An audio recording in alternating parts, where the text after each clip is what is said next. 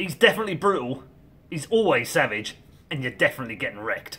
As I said in the intro, you are iconically associated with the Blast brand. In fact, people think of you automatically. They know you're going to be on the finals, etc. But one thing that I thought was quite interesting when I looked it up is, bro, they actually are one of the TOs that gave you like the bigger shot quite early on as well, before you even were anyone. Like when I go back and look, yeah, you're doing like, you know, the DreamHack Opens, which at the time were kind of like tier 1.5 lands. And it isn't. Yeah. Obviously, this is Blast Pro Series. It's not when it had like the giant events like it has now with the massive scale. But as a TO, they had the money and they had the big people, etc. If I go and look at some of these names, you guys are actually the people they're taking a chance on back here, mate. I can tell you there's a lot of bigger casters they're not hiring that probably would have done these events. So in a sense, like, I know later on, you've certainly repaid their loyalty, but it seems like they really did give you a chance early on for this event, right? I mean, yeah, we repay their loyalty infinitely. I mean, we turned down, you know, random events that would pay more to prioritize Blast all the time, even though we don't have an exclusive contract with them. And that's because, you know, we showed Blast Istanbul in like September 2018, I think it was, with, you know, James and DDK, and then like Anderson Similar, Sato and Henry, two other duos. There was like 3 games happening at once type of event. And Frederick Biskov,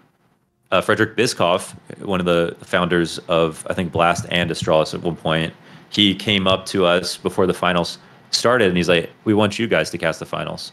And I was like, "What?" Like, I didn't even feel ready. I was honestly nervous. I didn't believe I was good enough, and there were other commentators in that green room that would have done a better job 100%. But later I would find out that Blast did this all purposefully. They gave us the first 3 Blast events without having tried us for one. He sent me an email after like a CS summit that I was at 2017. And, hey, do you want to do the first 3 events when we make our comeback? I was like, fuck yeah, like, thanks for the opportunity. And it's all because they wanted to grow with a duo as they were growing as a tournament organizer. They wanted to establish their own, sort of. And that bet at the time did not mean that we were better than anybody else.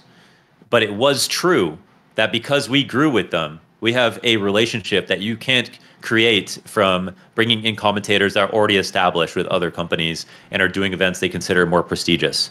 So yeah, they had our special attention. We got especially good because of them. And because they gave us so much stage experience with their 6 to 8 stadiums a year, we literally got good because they gave us a chance. So they knew what they were doing, even when we didn't. And I've definitely got Blast to thank for that. Yeah, I think it was Nicholas Estrup that sent me that email. You know, said, "We like you and Connor. We want to give you a chance." And I just thought at the time he could see in Connor what I saw in Connor. That's kind of the way I looked at it. It's the most important part of the product. And well, I think they were right. Because I also think this brings us to what, to me, is like the pivotal part of your career, which is actually the dreaded online era of COVID, when there were barely any events. And actually, Blast was one of the few ones that had the studio and would bring in the talent there. So that at least, even though the match was online, they could recreate like the vibe of the studio and have the high production value. So one of the things I've always thought was quite cool about that moment, Launders, is it actually did allow a rare case in the industry. Because obviously, there's other things of your relationship with the TO, how popular are you, who are you in the industry. But I thought that was a rare moment where actually merit allowed people to rise, because if everyone remembers, the 2 duos that got huge was Harry and Hugo on all the ESL events and you and Scrawny on these ones. Like, yeah, you still had the old ones in the background, but I can tell you, by the way, Launders, it actually was considered by a lot of the tier 1 talent who at the time could kind of call their own shots, and there was loads of TOs so you could negotiate between them and play them off against each other like wrestling fucking organisers or something. The vibe back then, by the way, during the dreaded COVID era was, right, since we've all been burned out and there's no lands, let's all just take it easy and see how this shit plays out. And while everyone else did that, you guys did all the events, and by the time the next major came around, I remember when they announced that PGL Stockholm one, I was like, this is great, it's like all the greatest people ever. That was actually quite unpopular, bro, because you guys were the voices of CS at the moment. You were the guys who did all the tournaments. Like, what do you think? Do you have a different perspective on this online era? For me, this is when like everything went supernova for you. Yeah, you mean like not getting the Stockholm Major at the time? I mean, it's a bit of both. Like you used to be a guy stuck at tier 2. For me, this is when you just became one of the household names of CS. Like doing all the. I mean, by the way, I'm sure it was interesting having to travel all the time during COVID to bloody Denmark and be in a studio. It must be interesting. I would say that I think Connor was good enough to cast that major, and I actually think as long as it took me to get good, I actually don't think I was good enough yet. Okay. So I don't. You know, every commentator looks at the talent list as they're coming up and they go, there's a spot for me at the bottom. I'm better than that one guy, that 16th guy or whatever, and I think that, there was an argument for me. Some people would probably make it on my behalf at the time, but I personally didn't feel like I was there yet. I think when we did our first major at Antwerp, I actually think we did a great job. And I think I was good enough at that point. Connor, again, already better than me, more talented at the role. But yeah, it took me, I even had a relationship with MLG and CEVO and didn't get to do the Columbus major. And that's when I sort of realized sort of like how much better I need to get in general and how far ahead people are. And, how good you guys were, man. Like fucking, it was like Richard Scoots and you on the desk. And then there's like Henry G is just coming into commentary is already amazing. There's Matt out there. Anderson Semler's cast every grand finals. There are fucking big dogs that were really, really fucking talented. Most of that talent hasn't been covered in terms of the new generation of guys yet. We're sort of getting better in different ways, but I don't think holistically, personally. But in that world, at that time, it took me 7 years basically from when I was doing my first land to actually getting to do a major. I think it came at the right moment. I mean, I think that's when I felt confident, and I think we've done a good job at major since. So, because I have a similar piece of advice or insight that I've come on to over the years, which I always tell people with how broadcast works, your reputation of how good you are lags a couple of years behind how good you are actually in the server, in the game, which is you might already be good, but what you've got to do is it's almost like community hype. You've got to have enough people say, why isn't this person hired for the event? Or you've got to have a TO. These sound like weird things that you have a movie, but I think that's how it works. You've got to have the time where you're doing a different event than that TO, and he turns on the stream and goes, why don't we hire this person? These actually are the real things that kind of get you to the top. It's not just how good you are in the game. It's actually a problem a lot of people have. I think they get frustrated early on. They're like, why haven't I gone to the top? I'm better than this person. But it's but you've got to have everyone else believe that. So the thing I would ask is this. You've done exactly what I think happens when someone breaks through. You were stuck at that ceiling of right, I'm doing tier 2 events, or I'm doing the minor but not the major, or I'm doing a medium-sized DreamHack event but I'm not doing the ESL big event, or I'm the remote cat. You were stuck at that glass ceiling. But after the COVID period, yes, this one's maybe conspicuous because during the COVID period, you and Scrawny, Harry and Hugo probably by just volume of work earned a spot on that one. But I get what you mean. He was going with a legacy casting crew of let's face it, the GOATs of the fucking game at that point. Everyone would be a Hall of Famer on that list. So I get why they went with that one. But the cool thing is, even if you missed them all the way through 2021 launders, you've got them all since then. You've had 5 in a row now. You've done them all, mate. And you did the last one in CS, which is arguably that might be one of the biggest itself. So it must be very satisfying to have the rep catch up though now to get this period where you are number one. Does that mean I've never casted Astralis at a major? I believe so. Yeah. That's actually fucking wild to think about. I'm saying is technically you're the reason that they don't qualify for majors now, apparently. If they hire you, then they don't qualify, okay. Before that, they were every major, playoffs all the time. Yeah, sure. Fuck. 5 in a row. I've never actually thought about that number or, getting each one as it comes. I think it's all great. Again, I think it comes back to the way I am with reading comments and feedback. None of this stuff validates how I think about myself. Okay. I kind of always know how good I am. I've always been exact. I feel like I have a very accurate view, honestly speaking, about how good I am. And so if I didn't get the next major, I would feel that I am good enough and I should have been at it. When I didn't do Stockholm, I didn't think I was good enough. I didn't do it. I think it's sort of aligned right now for whatever reason. In the future, there might be a situation where I don't get a major where I feel like I'm good enough, but it won't change how I view myself and how I approach casting. I think I've just always been able to be I'm this good. This is what I need to work on. No one else's opinion of me is really ever sort of unless it's reminded me of something I hadn't thought of. That's the true exception. It's never affected the way I view myself, my sort of inner confidence, I guess.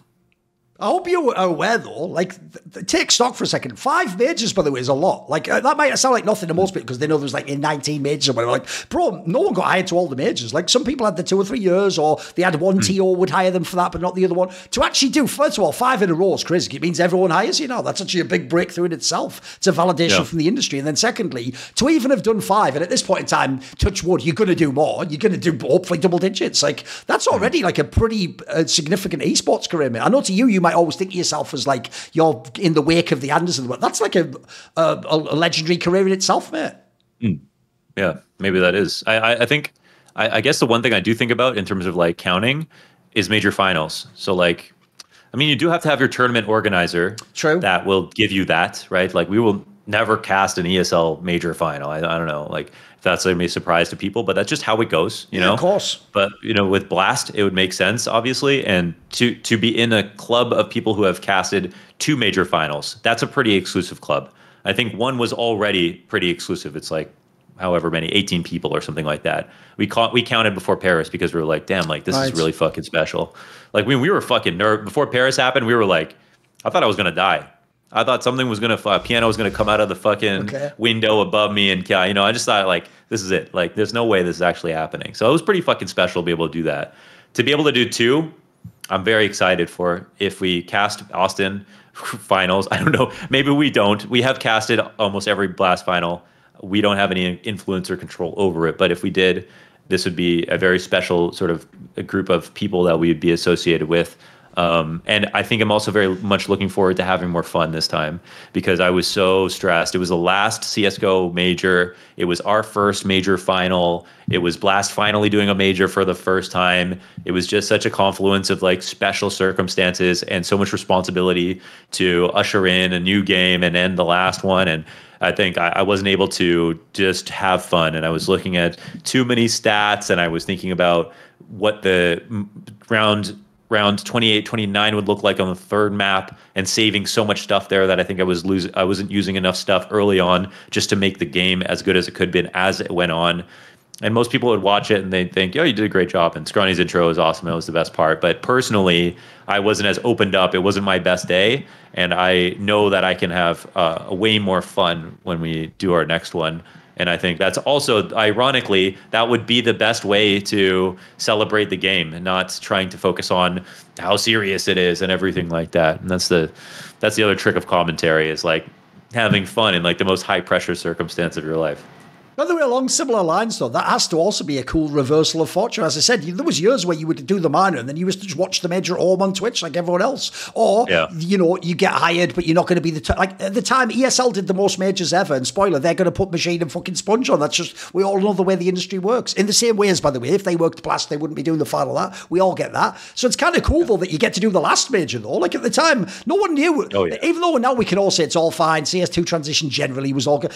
No one really knew. Maybe that fucked everything up. Maybe CS like dies off after that, and that's like the one last big moment. So in a way, everyone in some sense wishes they did the last major bit. If you worked in talent, you want to be associated with that. Yeah, there's some things that are just random, It's like you don't get to pick. I didn't get to pick Blast doing the last one. It wasn't like it's like our first major. Like all that stuff is random, but like fuck, it's special. It's something that like we'll get again in 10 years essentially when another game comes in. So it was a really big day. I mean, I remember I didn't actually realize how stressed I was until after the final ended, and I went back to the hotel room.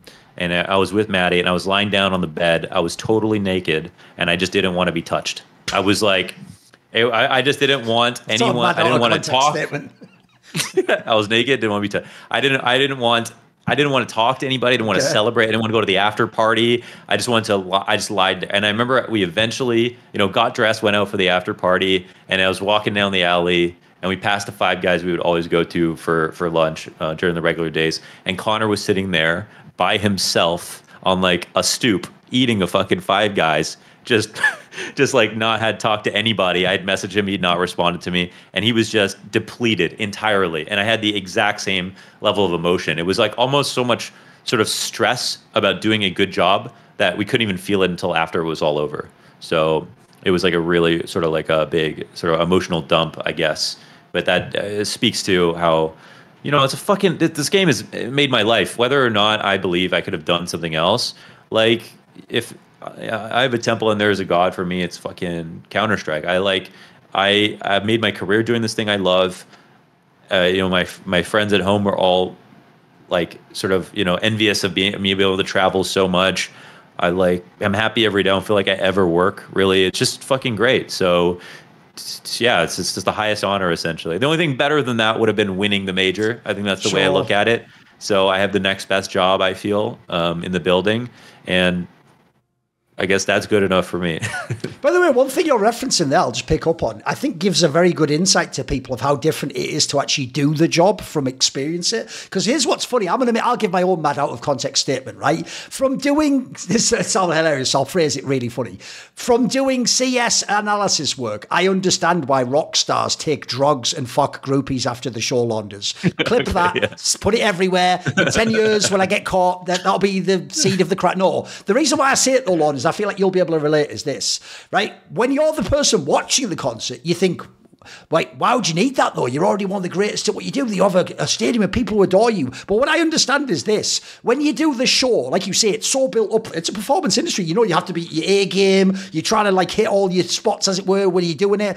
Essentially, I've always made this point. One of the amazing things about esports is, even though it looks like it's all about the physical, the stage, the setup, it's actually all taking place conceptually in our minds. Because one of the things I've always found is a mega head trip is when the event stops and the broadcast turns off and the camera goes off and they start putting the event away, it suddenly feels really empty, the building, and really small, and they're putting all the scaffolding away, and you think like, but like 10 minutes ago, this was like an enormous thing, and in my mind, it was the most important moment ever, but now I'm just basically like in a hall somewhere, and the bloke's just like taking some like ladders out the back, and they're putting everything away, and we're all just going to go off. And as you say, there's actually a feeling, this is how I imagine it must be for the rock stars, there's a weird feeling that you've been to this height of emotional performance, but now it's like a really empty feeling after that of like, fuck, what else is there now? Which is why, as a joke, I understand why they're like, right, bring in the fucking barrel of cocaine and the strippers. Like, let's just do something to distract me, basically. Because I know what you mean, Lawrence. People would think that everyone's just like on cloud nine after the match and you just love it. In a weird way, it's actually a bit jarring, like the sort of drop when the camera goes off. Do you know what I mean?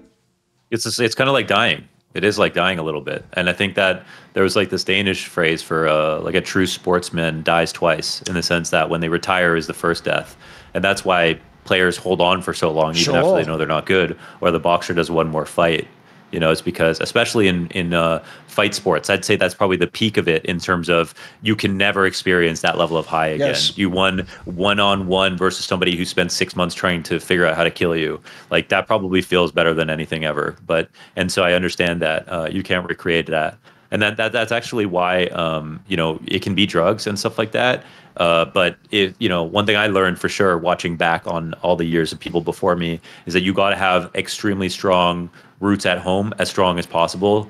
You know, hang out with your friends that you had that you grew up with, have a relationship at home, whatever, things that you love that keep you sane, because of course, like if that's the only part of your life that's giving you that joy, and then it ends when the lights shut off, like you're saying, just goes quiet in the arena, like then you have to wait again. You know, you can't go like, oh, I'm going to talk to my girlfriend. I'm going to think about like fantasize about being home and just like hanging out with people I love. Like there's nothing else to look forward to except that next moment. And I think that's one of the hardest things to do when you have to travel for months at a time. But also, I think that's also why me and Connor have lasted a really long time, that we both are naturally pretty good at like keeping really grounded at home, to make sure we have other things going on besides just commentating. And that's something you don't get credit for, and you don't get taught, and but it's just a important part of our lifestyle for sure. No, that's another thing I wanted to spin off and ask you about, which is one thing I would say, just genuinely, authentically, man to man, is I actually have always been quite impressed that, like, I thought it was just because you were stuck at tier 2 before, but you've actually always been, like you say, a very grounded individual, actually. I've never felt like you actually ever became a diva as a talent. Now, one thing I'll say is interesting about that is, I do think internally, as you described the person has to actually believe they can be the best, or like they can be better than that person, or like, give me a shot biscuit, I'll nail it. You have to have some of that. But I also do think if you look at people in the industry, no names mentioned, some of the ones who are very good at the job, but I do think went off the rails, are the ones where, like you're saying, they almost just bought their own hype too much, mate. Like eventually, I always think the worst moment in a caster's career, if you know them as friends, is when they become entitled. And it's not that like, hey, I was good enough to get that gig, why didn't I? It's like I'm owed that gig. And in fact, it's been taken from me. And in fact, sometimes they even start hating on the guy who got hired instead, even though he had nothing to do with it. I feel like you've done an amazing job in your career. I've almost never seen you lash out publicly. Even privately, you've never seemed like the guy who, even though I believe you think you could do the best job, you've never seemed like the person who felt you were owed all these gigs or they should bring you for this other event. How do you manage that? Is it something like you're saying? Yeah. I mean, that's probably why I was bad for so long. Okay.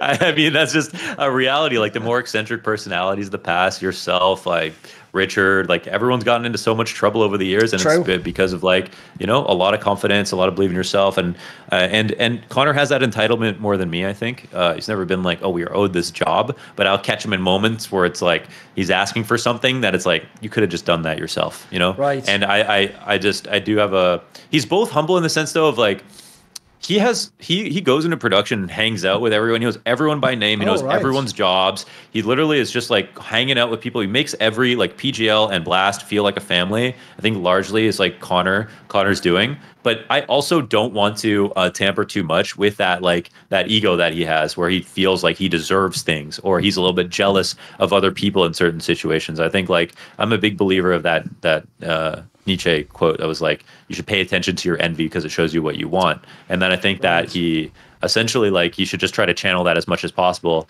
but also like remember that some of this stuff is not based on merit. It's like, oh, they work at ESL, they're going to do the grand final or whatever it is. We've never expected to get those finals. That's not a real example, but in smaller situations, you can see it pop up. But I still want him to have that confidence. I still want him to be a little bit too much sometimes in that sense. As long as he's 90% a good person and like he's 100% like just, yeah, easy to be around and everything. So I just don't have that as much. And genuinely, that's probably why I am not the star that he is in the same way. Do you have a moment in CS? Like, I mean, you said one earlier. Everyone knows the classic Sado, like it's the Snacks, it's the Big Apple, and Snacks is hungry. Anders obviously has all the Inhuman reactions. Do you have something you see as iconic yourself? Do you have a moment or a phrase you think is iconic for Launders? I have the best line that I ever wasn't a big enough play, I think, to take off, but it was like a Spinks 1v4 out of the vents. I think it was at Copenhagen, if I'm not mistaken. And I went, he made the clutch happen, and I said there was no shade under the nose of a Sphinx. And that's because the Sphinx has a broken nose and the statue. I just thought it was a fucking good line. So I've got, I definitely. Downside of that one is someone does have to Google it to know how good a line it is, so, yeah. Yeah, but that's also part of it. Like, I don't know if I could ever really get clipped in the same way. Right. You know, like my satisfactory moments, sort of like as an IGL.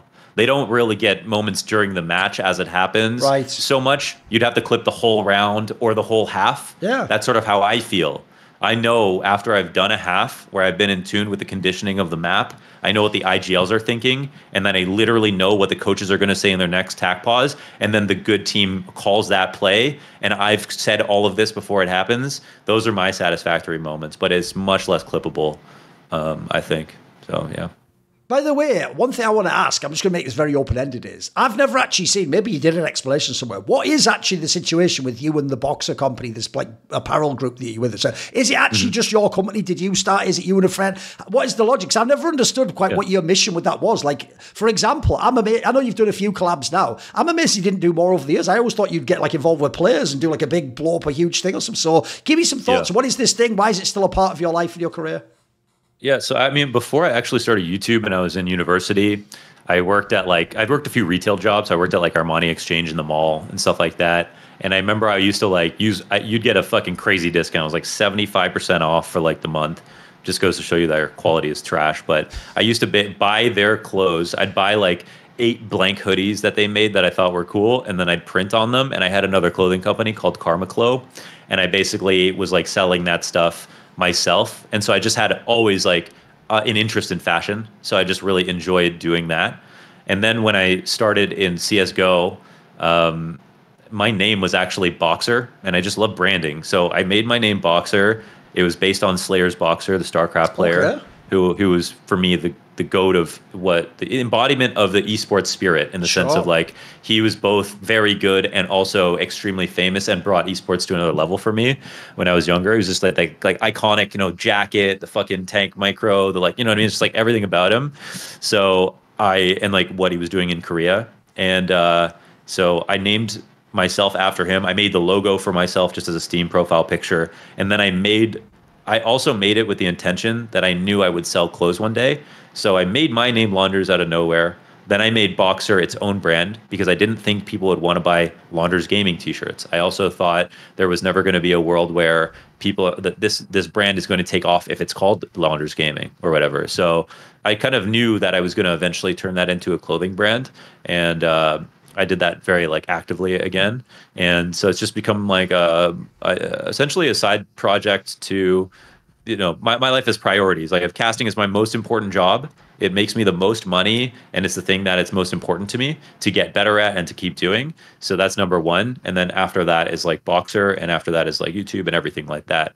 So it doesn't get my full attention in the way that I think, like you're saying, I could have done more collabs over the years and done more.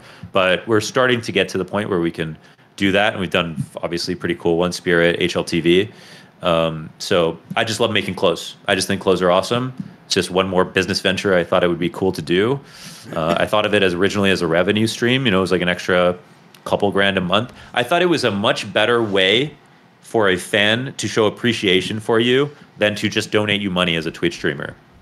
Because you could make a great margin on the t-shirt and you still don't make as much as if they just gave you a certain amount of money, but they get something in exchange. And I think one of the coolest things is like you go to an event and I see someone wearing boxer clothes. That's like one of the coolest things, especially if that shirt's like 6 years old. You know, now you don't even have to tell me you're a real fan. I'm coming up to you. You know, like that's actually sick. So I don't know. I'm also somebody who I try to push this on everybody. Do as many things as you have the energy for. You had me read a book once. It was called War of Art. And I think that was one of the most important things that I read because I was pretty lazy to a point where I was just comfortable doing just enough for a long time. And it's okay to take breaks and to be like relaxed about it if you're in a good place. But it also helped me work harder to like do more, especially with the time that I had that was free. And it's kind of a matter of why wouldn't you do it if you can? You know, why not upload on YouTube? Why not do some podcasts? Why not make some clothes? Why not do some casting? I personally think everyone should do that, you know, because like our window for making money in our lives is just like, who knows how long that is, you know? So it's just like make hay while the sun shines, on top of doing fun things. So, yeah. I actually did want to now ask about your YouTube, so now's the appropriate moment. Because I agree with what you just said there. If there's one thing I am almost sick of hearing from other broadcast talent is when they always do that thing when you're in the bar at the after party, like, I should really have started a YouTube channel like you. And I always used to tell them, don't say that to me unless you're going to do it right now. And they'd be like, what do you mean? I'd go, no. Well, you're going to be saying that again in 3 years from now, and then in 5 years from now. And then and the stupid thing is, at any point, if you'd have just done it, you'd have had something. Because I agree with you, whether it becomes massive or not, first of all, it's something else to do. So by the way, it's also awesome if you don't get hired for an event, you've got something you can still do. You can put stuff out in the world. You can kind of stay in the periphery of people's mind, like you've got presence in the scene. But I do think that you've probably heard it yourself a million times. There's so many other people that I even think, by the way, if they're listening now, do it today. Literally make the channel today. Whether it takes you 2 years or 3 years, you are a top analyst, for example. You will be one day someone people want to hear. Look, it take a while to get your voice and all that jazz, but you could do it. You shouldn't just keep saying, I wish I'd done it. You could do it today. It's like when people go, I wish I bought that stock or whatever. Well, you're not trying to buy a different stock today, are you? So you're obviously not committed to the idea. You're someone where, look, none of us like actually have the 10-year plan like we're saying in this interview. But looking back in hindsight, you can see how these things all like collaborate and help each other and complement and have like a symbiotic relationship. Like, it seems that you get that now, because when I used to see your YouTube before, the videos were a bit generic or they were just whatever. I think these last few years, though, as well as hitting your peak as a caster, what you've actually nailed on your YouTube, I always joke with you about this, but you've actually nailed the aesthetic of it, mate. Like, somehow you've managed to make it look high production, even though you're also just showing gameplay footage. So you've got that, like, Zoomer thing of they have to have some shit on the screen. They can't just have old Boomer me talking in the camera. Those days have sort of gone, mate. In fact, what I learned was they were never bloody watching anyway. They were just playing the game and listening to me. Like, that's how that worked. So you're doing it so they've got the visual aspect to watch. And I've even joked with you. Sometimes you are just not even fucking talking. You're just like, shit, what a shot by Simpler. I'm like, how do you get this gig? Like, I'm having to like write all notes. What point am I going to make there? I've got to have some. You're just going, wow, fucking crazy no scope. And motherfuckers are like, this is an insane video. How do you do it? Like, you've mastered some sort of cool aesthetic. Something about your YouTube now really speaks to people. What do you think about this? It seems like it's still an important part of your oeuvre, right? Well, I did stop doing the demo reviews because they were just boring, and I just felt like I had nothing left to say. And then there's other pro players like James and Elige that are doing like amazing demo reviews. I just can't beat them. Essentially, there's no point in me uploading. People were mostly watching those videos. They tell me to upload demo reviews again. It's just because they kind of like they want a friend. You know, it's like when someone throws you on the side while they're playing games. It's just a voice to be there. That's why, you know, the world of podcasting and everything works. Yeah. And I was sort of just doing that. And so it didn't really make sense, the visual aspect of those videos, because the demo itself was good. I wasn't adding too much to it. I didn't have much to say. So just like everything else, I just moved on to a new concept. But how I approach it is I always take time at the beginning of the year and I think really hard about a format. And then I try to add that format into other formats I really love from previous years. So because your videos almost to me bleed into almost like a stream of consciousness, like video essays sometimes now, mate. Yeah. Yeah. So it's sort of, video essays I did. I decided that I noticed that people love history. And I also looked at numbers. I was like, the player base has doubled almost since COVID. And so there are literally 2 times the people that don't know how good 2018 was. Right. They don't even know what was special about Cloud9 winning the major. They don't know about Fnatic and how they would still be maybe good this year. Or Tarek, their favorite Valorant streamer, was actually a fucking only North American IGL to win a major. So these stories, I was like, well, I was there, so let's go back and do those. So I just think that would be a successful format. I would actually enjoy talking about it. I need to go do something else besides demo reviews. And then I fold that in, and then I do news content now. So it's both history and news now. And then there are parts that are like, the stuff that you do, I don't do, because I feel like we're all contributing to a greater ecosystem of good content. There's no point in kind of all doing the same thing. So I spend probably 2 weeks going for walks, just thinking really hard about format, because I think a format is like a tree, and the tree will bear fruit, so much fruit for you. But if you keep chasing I'm going to make a nade video this week, and then I'm going to make this video next week, you're going to be exhausted all the time. It doesn't make any sense. But if I say I'm going to do news videos this year, how am I going to make those look?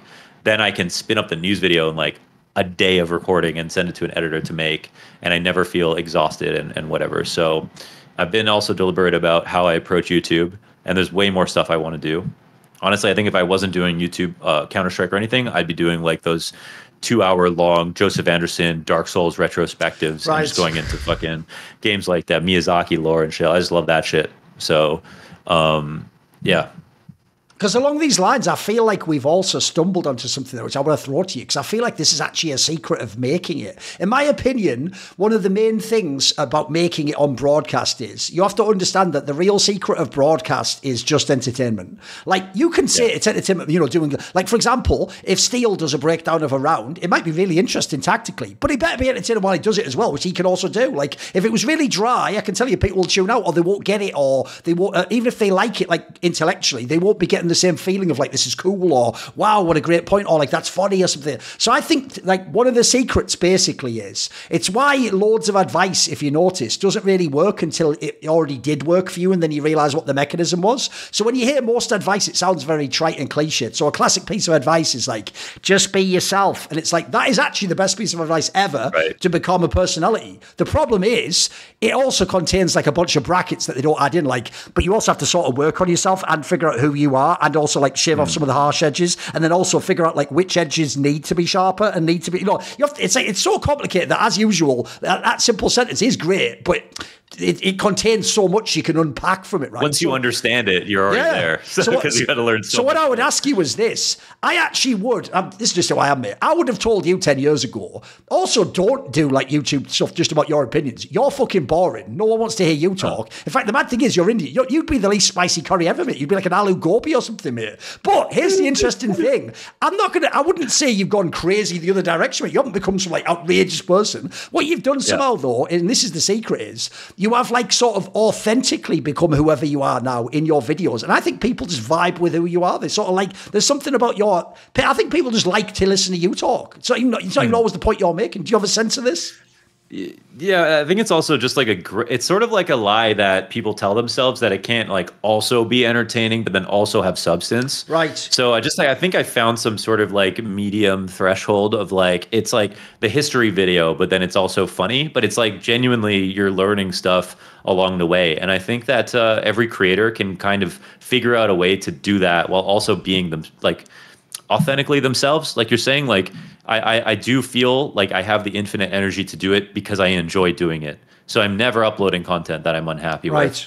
When I got bored of the demo reviews, it was visibly not fun to watch either. And that's why I stopped doing it. I wasn't happy. So I think that there is a way to have your cake and eat it too when it comes to making content, even in the new generation of TikTok and clips and shit like that. And I really think if you think about the format and how you work with your editor, there's always a way to get the best of both worlds. Like with your content, for example, you can unfold it in a number of ways with just the fact that it's a podcast is the like raw hour, 2 hours, whatever it is. Then there's the clip content that can be made out of it. Then there's further editing. With the right editor, you can do almost anything with it. So I think the one tenet that's most important for content creation is like you create the biggest raw gem possible, like a block of an hour or whatever of content, and then turn that into as many things as possible. Right. And then that way you don't even have to be the TikTok viewer to make good TikTok content. You know, you're not trying to do that. You're making what you're good at, and then you're turning it into other things. Obviously, at this point in the interview, we hope this isn't the end of Launders in CS and that you have many more years, blah, blah, blah. But let's just imagine, for whatever reason, imagine tomorrow CS just turned off and there was no CS. What would you want Launders' legacy as of today to be? If someone said who was Launders or they remember something about, what would you want to come to mind? What would you want someone to say? Oh, fuck. I'm not ready to answer that question, actually. I think like I'm doing a few things. I think because I feel like I'm getting to a point of like a lot of commentary goals are being met. Now it's about how much farther can I go. So I want to be remembered as the best color commentator. I want BOXR though almost equally to be like a genuinely big brand with my original goal of it being bigger than me. So I want BOXR to be remembered as something that was bigger than Launders, that people were buying it, didn't even know who I was. I want to be an ego of Bape in that sense with clothing.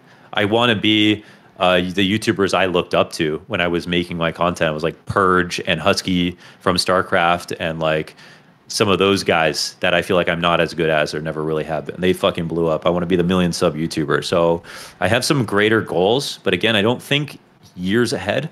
So I just think like, what are the steps I'm taking this year to make it to as far as I can get to and just continue to do the best I can.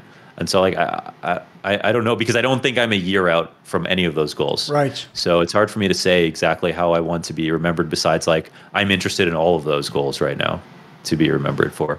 One thing that's unusual about me, and it's actually sometimes even been a negative in my career, is if I like doing something, I'll just do it forever, mate. Like, I kind of have an unlimited appetite for certain things. It's why the joke is I still do the Thorin Sorts videos, just me and old Boomer talking in a video. I don't care how many views. It could go down to 4 views, and 2 of them could be me refreshing. I'll still do it if I like doing it, because I have satisfaction That's the doing key, it. man. I know what I'm doing also. You know, I kind of like the patterns there. I can do it very easily.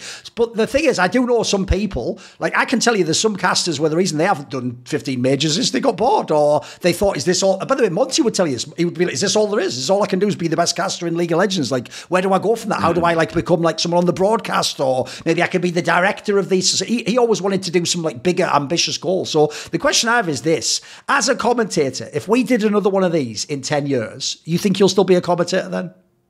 I think so. I think that would probably be near the end. I think just because of the amount of traveling and having a real life at some point, I think it becomes sort of impossible. But I just want to say, like, I try to view myself as sort of like an infinite game player. Of like, I'm in it for the process of improving. I'm in it for the process of having fun. I'm in it for just like the day-to-day stuff, the conversations, the relationships, new broadcasts. Not so much the goals. I'm not in it for like this many majors, this major finals, because I don't want to I don't want to finish that and then feel like, what do I do next? Because I've never had that feeling in my life. I think that's where my longevity comes from. It's just the waking up every day is just like, great, a new day to do more things. That's sort of how I view it. I think it's like JL had that quote about making his goal winning the major and how it was hard to be motivated after that. I don't think Donk has that, for example. I think Donk is an infinite game player, and I think JL made himself a finite game player in that sense. So that might just be a natural thing that we all do differently. Like that goal might have been big enough in JL's mind that he thought it would be years before he reached it. So fair enough. Nothing wrong with it. I didn't really like him getting bagged on for that.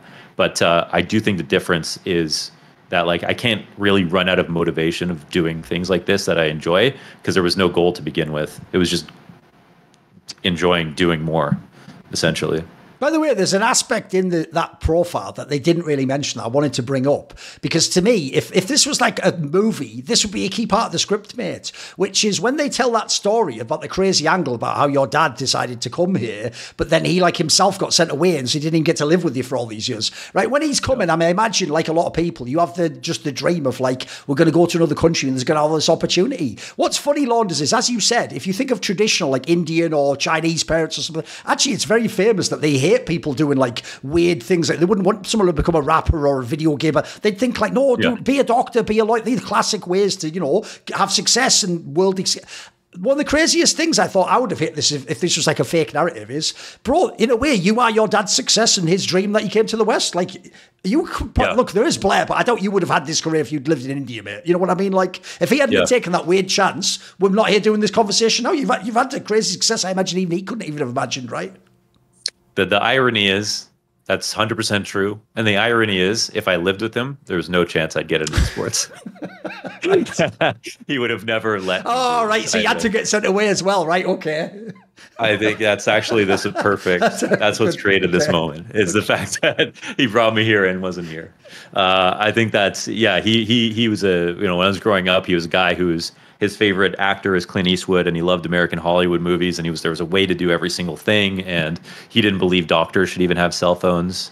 He didn't want me to have a personal computer. Oh, wow. I think when I got good, when I could type without looking at the keyboard, you know, my mom told him that, and he wasn't impressed at all. He's like, "What's the point of that skill?" So like, if it was with him, I wouldn't have been able to. I would have got my ass beat every day, I think so. But my mom is just like, my mom is the opposite. My mom was the youngest, the oldest. She had to take care of all of her sisters. She basically never had a childhood.